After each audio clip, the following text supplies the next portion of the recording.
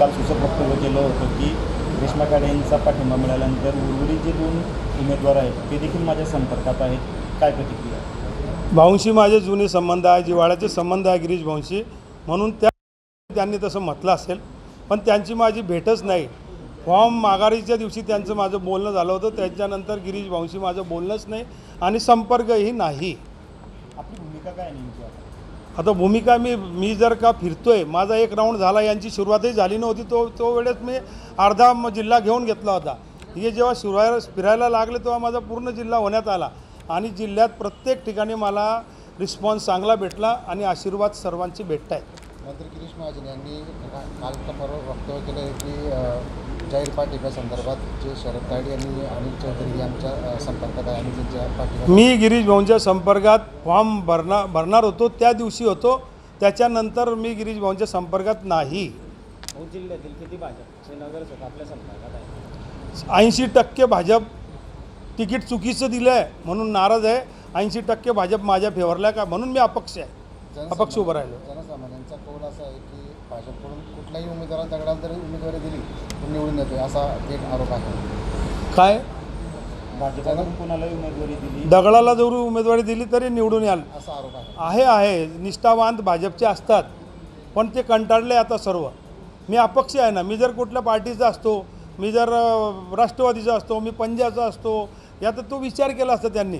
ते जेव्हा कंटाळतात तेव्हा अपक्षांना मतदान करतात. जिल्ह्यात तुमच्या मैत्रीची चर्चा भरपूर आहे. या निवडणुकीमध्ये तुमची मैत्री जिंकणार का पक्षाची निष्ठा?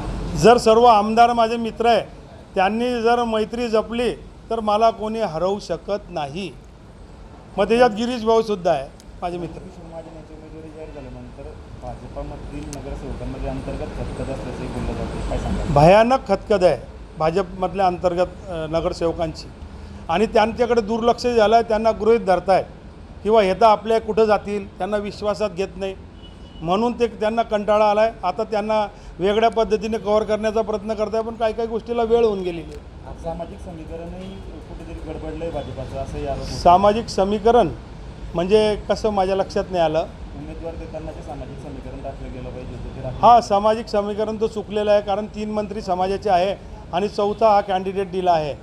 तर या जो समाजाचा म्हणजे जसं आता आपणच विचारलं मला, तर जसा कॅन्डिडेट दिला आहे तर जे दुसरे समाजाचे आहेत, समजा आता इथं तुम्ही बघितलं तर 111 मुस्लिम आहेत, 90 मराठा समाजाचे आहेत, 70, 60, 65 बौद्ध समाजाचे आहेत, त्याच्यानंतर 43 तेली समाजाचे आहे, लेवा समाजाचे 70 मतदान आहे. तर साहजिक आहे त्यांना चुकीचं वाटेलच आणि त्या सर्वांचा पाठिंबा मला राहील आणि मला आशीर्वाद राहील.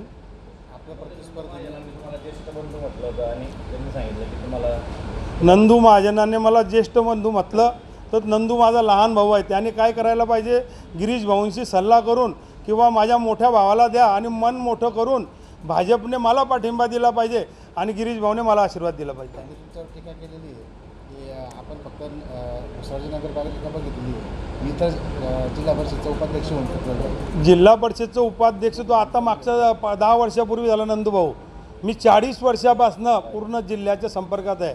चौधरी परिवाराला सगळ्यात जास्त मतदान म्हणजे 95,000 मतदान घेऊन आम्ही निवडून आलो आहे भुसावळ शहरात. महायुतीमध्ये आता वरवर अलबेल दिसतंय सर्व, पण वाटतं का तुम्हाला महायुतीमध्ये चांगलं चाललं आहे? दिसणं अलबेल वेगळं आहे, सगळं चाललं आहे आता. म्हणजे जे काय आय हेट यूचं आय लव्ह यू झालं, पण ते मनापासून नाही झालेलं आहे. गुलाब भाऊसुद्धा मला आशीर्वाद देतील. नाशिकमध्ये आता गोकुळ गोकुळनी माघार घेतली असली तरी तेच विजयी होती अशी चर्चा आहे आणि त्यांच्या मागे मतदार जे आहे ते विजय असल्याची चर्चा आहे. काय वाटतं, तसंच काही समीकरण जळगावमध्ये होईल? पक्ष उमेदवाराला पुढे जातील. गोकुळ गीते असेल, गणेश गीते असेल. मागच्या वेळेस मी कुंभचं काम सांभाळलं होतं नाशिकला, तर माझे एक जवळून संबंध आहे गणेशसोबत. गणेश एक साधा कार्यकर्ता होता, भाऊंच्या आशीर्वादाने आज तो मोठा झाला आहे, गिरीश भाऊंच्या आशीर्वादाने. आणि तो परिवार भाऊंच्या शब्दाच्या बाहेर जाऊच शकत नाही. पण मग जे काही राजकीय असतात विषय की महत्त्वाकांक्षा जागृत होतं, ते महत्त्वाकांक्षा जागृत झालेल्या आहे गणेश भाऊ, गोकुळ भाऊ त्यांच्या. पण ते भाऊंनी सांगितलं आणि त्यांनी ऐकलेलं आहे. पण कार्यकर्ता आतून काय करतो आणि बसल्या बिल्डिंग लागू शकते ना. हा विषय कशाचा आहे? रोकडाचा विषय आहे.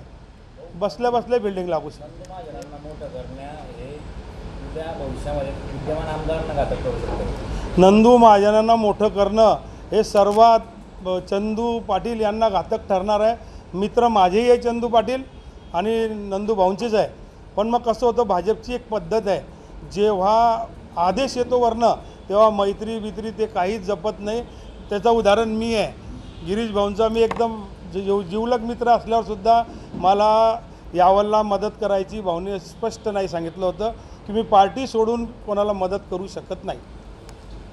भाजप आणि शिवसेना जे दिसतंय ते वरवर दिसतंय का? वरवर दिसतं नाही, इतकी कटुता निर्माण झालेली आहे.